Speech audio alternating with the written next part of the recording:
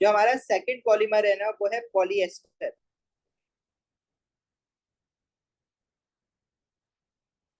जो पहले polyester clothing होती है ना जिसकी आपकी टी शर्ट्स होती हैं, दैट्स पॉलीएस्टर। अच्छा, पॉलीएस्टर का एक और नाम, मार्केट नेम होता है पैट, PET, पैट। इसकी एक फुल फॉर्म होती है पॉली इथाइलिन टेरिफिथलेट। फॉर्चुनेटली हमें वो फुल फॉर्म याद नहीं करनी है। अगर मैं इसकी फुल फॉर्म लिखूं तो वो होती है पॉली इथाइलिन टेरिफिथलेट। लेकिन ये फुल फॉर्म आपको याद नहीं करनी है, बस आप पैट याद रखो। इससे पहले सिलेबस में ना पॉलीएस्टर का एक और नाम हुआ करता था, उसको हम टेराइलीन कहते थे। मतलब इसको टेराइलीन भी कहते हैं। तो ये अब पुराने क्वेश्चंस में आपको ये मिलेगा नाम, लेकिन अगेन अब ये वाला टेराइलीन याद नहीं करना है, आपने पैट के नाम से इसको याद रखना है। अब देखो, पैट बनाने के लिए या पॉलिएस्टर बनाने के लिए हमारे पास जो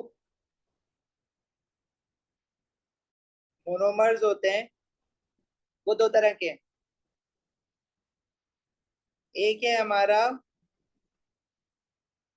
इसमें भी एक डाई कार्बोक्सिलिक एसिड मोनोमर होता है। और डाई कार्बोक्सिलिक एसिड जो है हम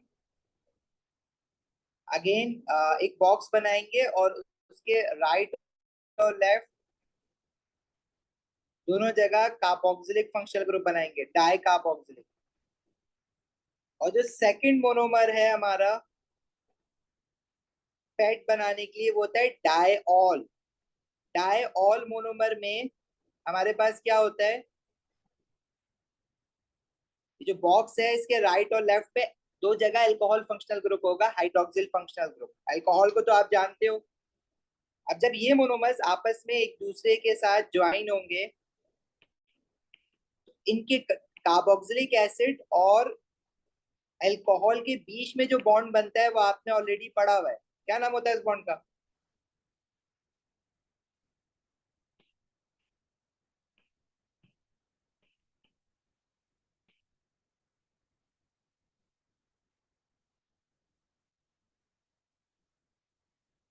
एस्टर।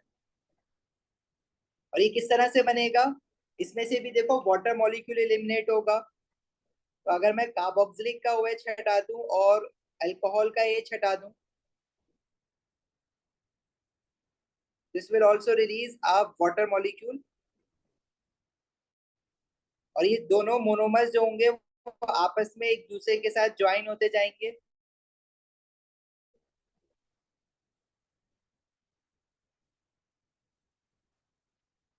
अल्कोहल कार्बोक्सिलिक का हम OH निकाले हैं पूरा इस पॉलीमर को बनाने के लिए, और अल्कोहल का सिर्फ H निकाल रहे हैं। आप उल्टा भी कर सकते हो, कार्बोक्सिलिक का H और अल्कोहल का OH भी निकालो तो भी एस्टर बॉन्ड बनेगा बीच में।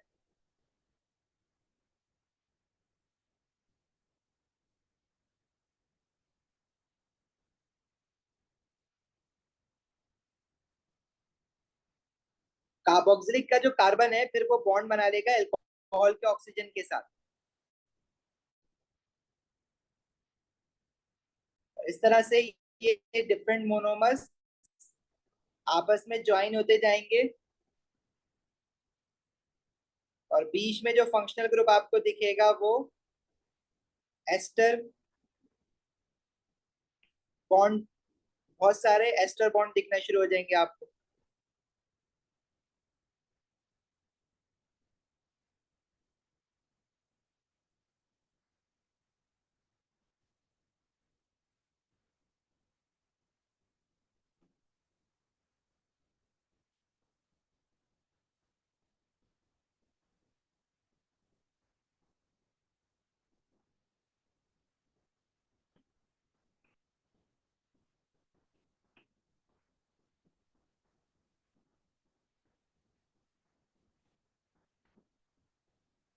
देखो इसमें बहुत सारे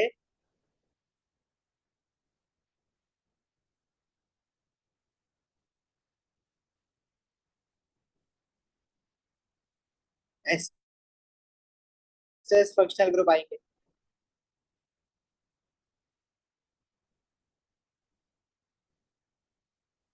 तो दिया many ester linkages. Ester bond आपको पता है अच्छी तरह से कैसा होता है, कार्बन डबल बॉन्डेड ऑक्सीजन, फिर एक ऑक्सीजन और आगे पीछे कार्बन। इसलिए इस लिंकेज को हम कहते हैं एस्टर लिंकेज। लिंकेज इसलिए कह रहे हैं क्योंकि ये लिंक कर रहे हैं ना मोनोमर्स को आपस में एक दूसरे के साथ। और इस पॉलीमर को हम क्या कहेंगे? Polyester. और इसका जो मार्केट नेम अब आपको याद रखना है वो है पेट। तो पॉलीएस्टर ऐसे दिखेगा, नायलॉन या जो पॉलीएमाइड है वो आपको ऊपर जो बना था वो है। अभी मैं दोनों को साथ साथ रख के भी दिखा देता हूँ।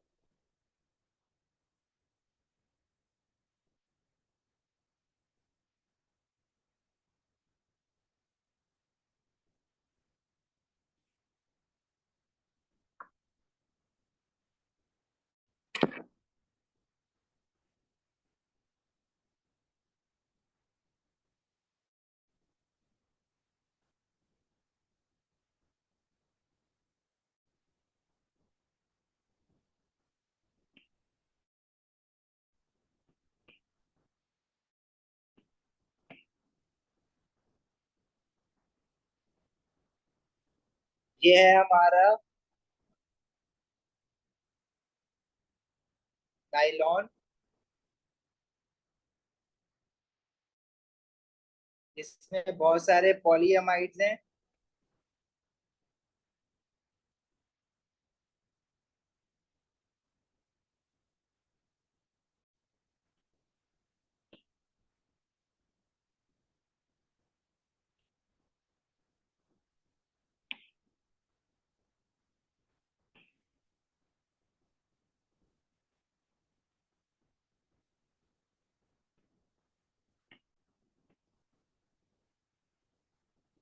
अब्दुल्ला मैं बनाता हूँ, एक मिनट।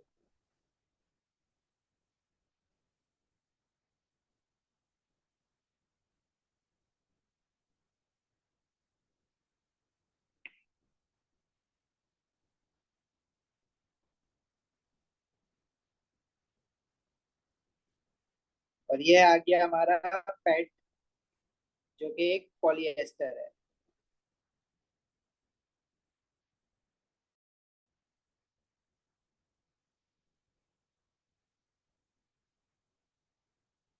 सही है, डिफरेंस समझ आ रहा है? एक में अमाइड बॉन्ड बन रहे हैं बीच में, पॉलीएस्टर में एस्टर बॉन्ड बन रहे हैं बीच में। पॉलीएमाइड बनाने के लिए जो मोनोमर है वो डाई कार्बोक्सिलिक है और डायमाइन है। और पॉलीएस्टर बनाने के लिए जो मोनोमर है वो जाना चाहिए कि कौन सा पॉलीएमाइड है और कौन सा पॉलीएस्टर है। जी हसन, रट्टा तो है। अगर मैं ये सिर्फ दो मोनोमर से शो करना चाहूँ, जैसे अगर मैं नायलॉन को सिर्फ दो मोनोमर्स बनाओ, डाई का मतलब मैंने तो अभी दो डाई कार्बोक्सिलिक तीन डायमाइन बनाए हुए हैं ना।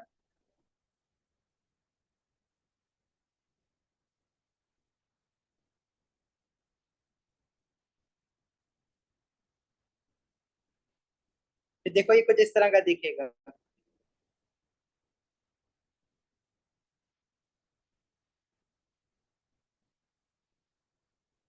सही है। अच्छा, क्योंकि जो पेपर होता है ना वो आपका ब्लैक एंड व्हाइट होता है, मतलब ब्लैक सिर्फ ब्लैक से लिखा हुआ होगा ना, तो उसमें कलर तो नहीं होंगे। जैसे मैंने डाई कार्बोक्सिलिक और डायमाइन को डिफरेंट कलर से बनाया हुआ है, तो वो सेपरेट कैसे करता है फिर? जैसे डाई कार्बोक्सिलिक एसिड वाले मोनोमर का जो बॉक्स है उसको उसने शेड कर देना है।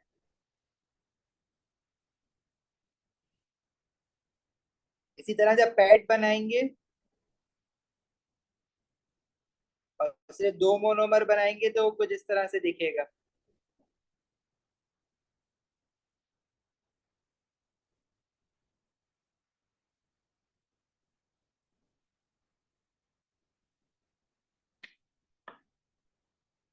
ठीक हो गया।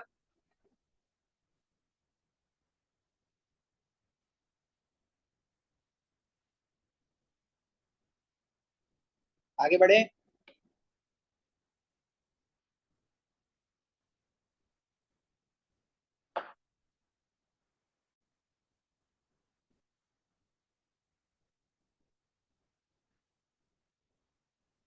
अच्छा, एक हमारे पास नेचुरल पॉलीमर भी है,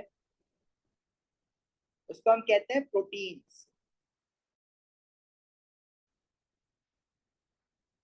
प्रोटीन्स भी एक तरह का पॉलीएमाइड है।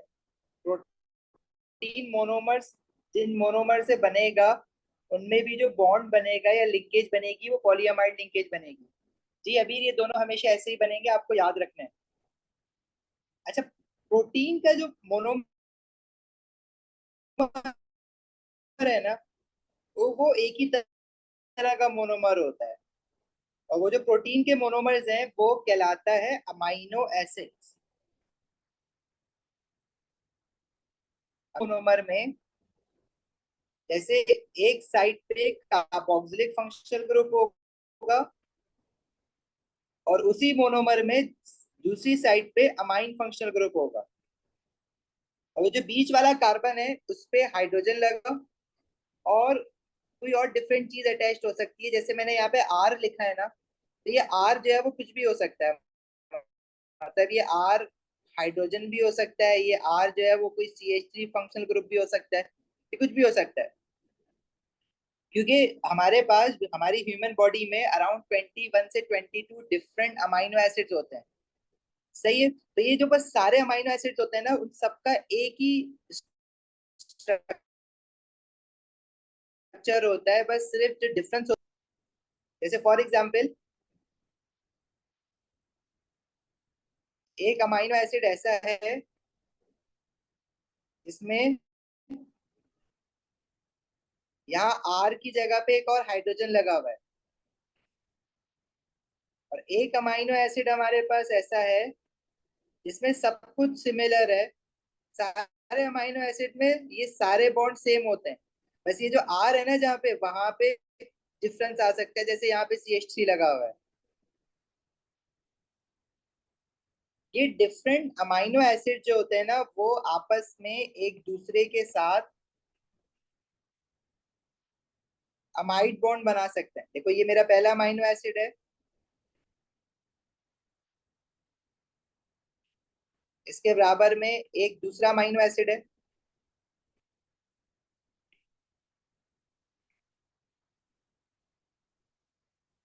इसी तरह इसके बराबर में एक और अमाइनो एसिड आ गया। वो डिफरेंट भी हो सकता है, सेम भी हो सकता है। मतलब एक ही तरह के अमाइनो एसिड भी आपस में ज्वाइन हो सकते हैं, क्योंकि अमाइनो एसिड के एक साइड पे अगर कार्बोक्सिलिक फंक्शनल ग्रुप है तो दूसरी साइड पे अमाइन फंक्शनल ग्रुप है। और जब ये दोनों आपस में रिएक्ट करेंगे तो OH और H मिलके वाटर बनाएगा। और ये डिफरेंट अमाइनो एसिड या सेम अमाइनो एसिड्स आपस में एक दूसरे के साथ भी ज्वाइन हो सकते हैं।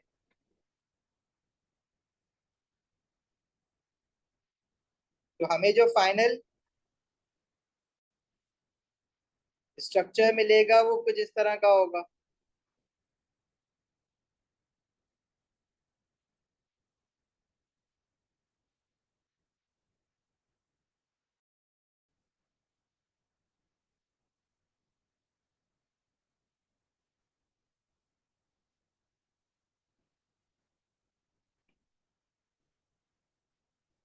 Are means it can be anything. Hydrogen भी हो सकता है, CH3 भी हो सकता है, वो कोई OH भी हो सकता है, वो कोई और चेन भी हो सकती है। इसलिए हमें आर क्या है वो याद नहीं रखना है, तो हमें कुछ भी बना के दे सकता है। बाकी पूरे अमाइनो एसिड में चाहे कोई भी अमाइनो एसिड, तो बाकी की जो चीज है ना वो हमेशा सेम होती है सारे अमाइनो एसिड में।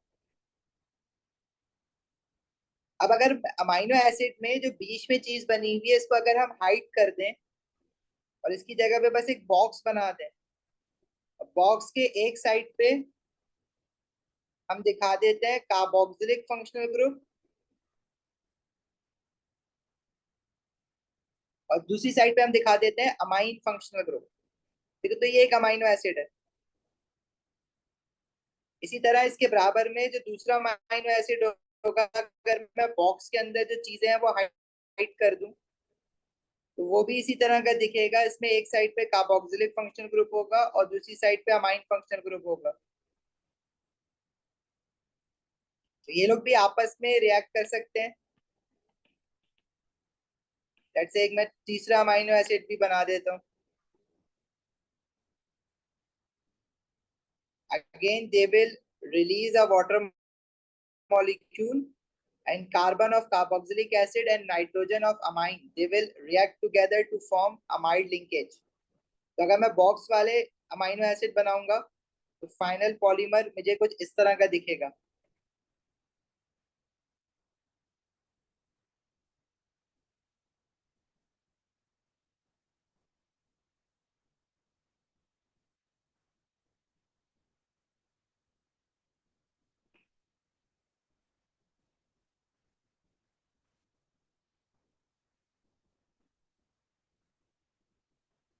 ठीक है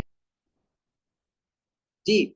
नायलॉन में और प्रोटीन, ये जो हमने अभी बनाया है प्रोटीन, इसको हम कहते हैं प्रोटीन। इसमें लिंकेज सेम है, अमाइड लिंकेज ही है दोनों में। लेकिन देखो दोनों को देख के मैं पहचान सकता हूँ कि नायलॉन कौन सा है और प्रोटीन कौन सा है। मतलब नायलॉन को और प्रोटीन को एक साथ रखता हूँ तो फिर आप देखो कैसे आइडेंटिफाई करोगे कि नायलॉन कौन सा है इसमें से और प्रोटीन कौन सा है।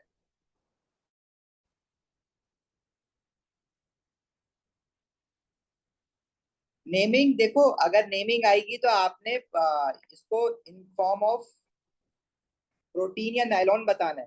नेमिंग नहीं आएगी वैसे, बस ये पॉलीमर क्या है वो याद रखना है।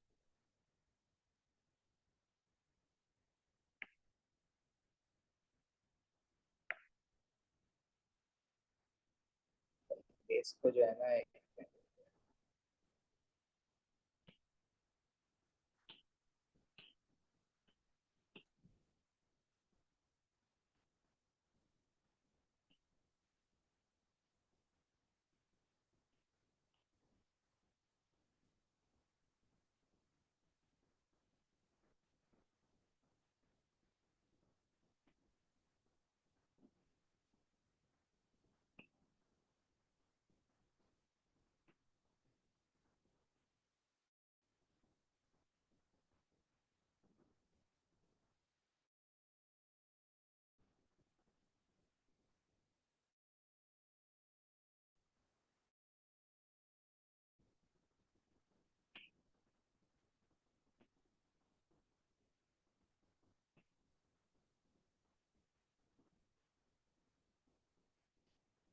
अच्छा इसमें से कैसे पता चलेगा कि नायलॉन कौन सा है और हमारा प्रोटीन कौन सा है। तो देखो प्रोटीन बना हुआ होता है अमाइनो एसिड से, और अमाइनो एसिड की पहचान क्या है कि जो हमारा मोनोमर है, मतलब एक बॉक्स के एक साइड पे कार्बन होगा और दूसरे उसी बॉक्स के दूसरे साइड पे नाइट्रोजन होगा। ये शो करता है कि ये अमाइनो एसिड मोनोमर से बना हुआ है। दोनों में लिंकेज अमाइड लिंकेज ही है। लेकिन देखो जो नायलॉन है नीचे और दूसरे बॉक्स के दोनों साइड पे और डाई कार्बोक्सिलिक मोनोमर से बना हुआ है वो नायलॉन है, और जो अमाइनो एसिड मोनोमर से पॉलीमर बना हुआ है वो प्रोटीन है।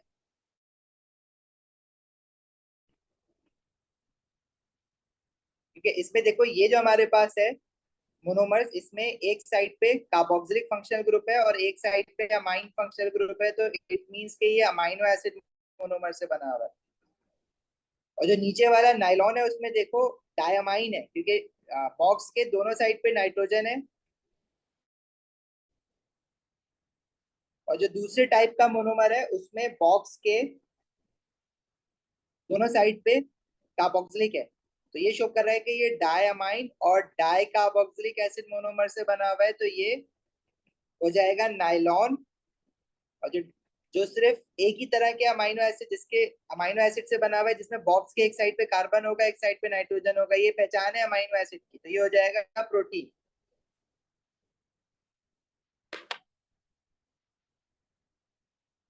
क्लियर है।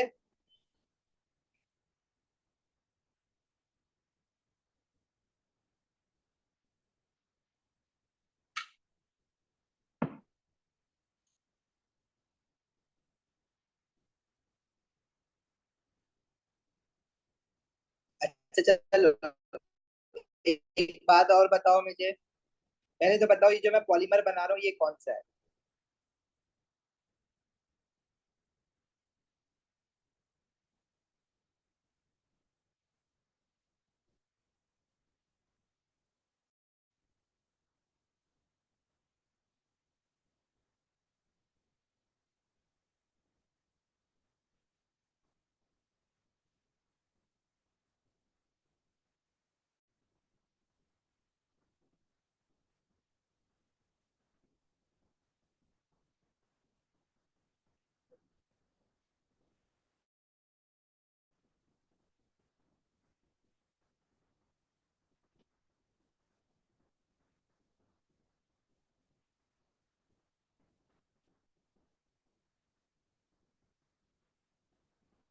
दिस इज पॉलीएस्टर, क्योंकि इसमें एस्टर फंक्शनल ग्रुप है।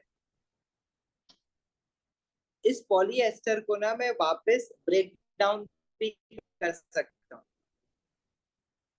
ये बेसिकली पैट है, right, polyester.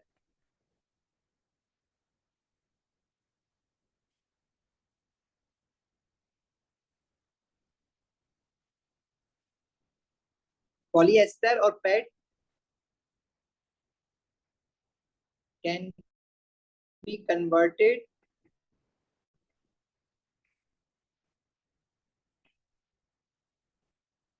back into its monomers। इस प्रोसेस को हम कहते हैं रीपॉलीमराइज करना, मतलब पॉलीमराइजेशन का उल्टा is repolymerised. In other words, I can say breakdown of polymers।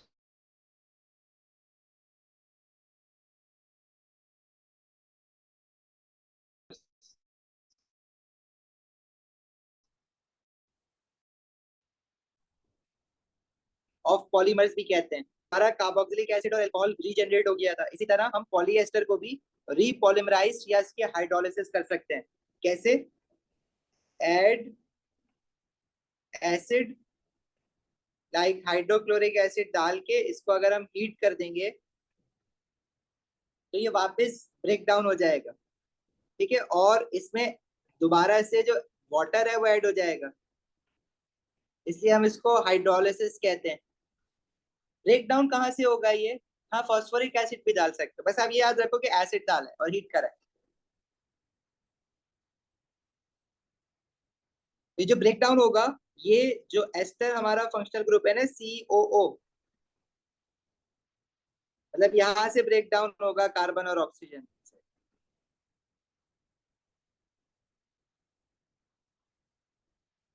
और ये मिलके वापस क्या बना लेंगे, मतलब ये दोबारा से मोनोमर्स अलग अलग होके जिन पॉलीमर से बने थे वापस पॉलीमर बना लेगा। जैसे ये मैंने पैड बनाया है,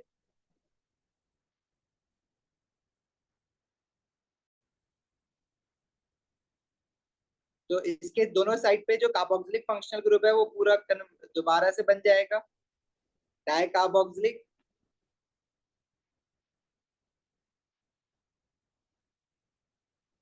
और जो अल्कोहल फंक्शनल ग्रुप है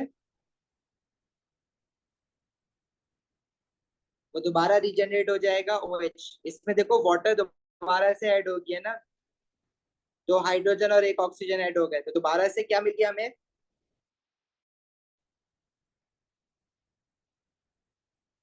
di carboxylic acid monomer and diol monomer.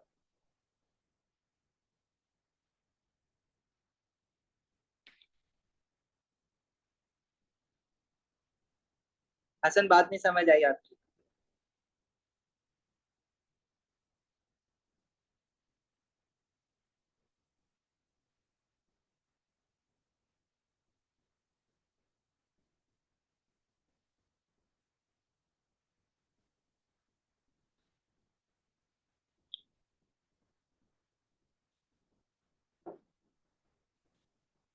आगे बढ़े।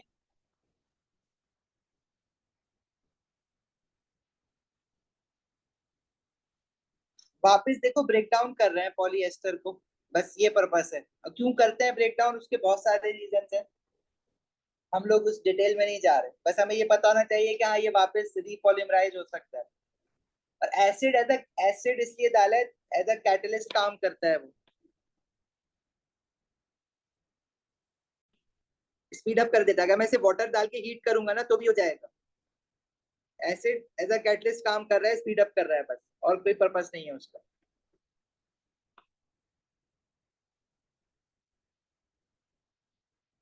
नहीं, ये वापस मोनोमर बन जाएंगे, पॉलीमर खत्म हो जाएगा, फिर ये सारे ब्रेक डाउन होंगे, मतलब जितने भी हमारे पास इसमें बनाने के लिए जितने भी मोनोमर्स यूज हुए हैं ना, वो सारे वापस बाहर आ जाएंगे।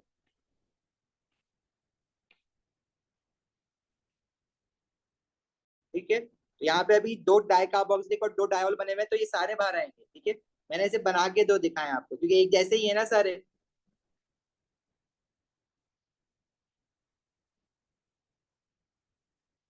हुजैफा, एसिड के अगर बारे में पूछ रहे हो, तो एसिड कैटलिस्ट कभी भी रिएक्ट नहीं करता। Catalyst at the start and at the end of a reaction same रहता है।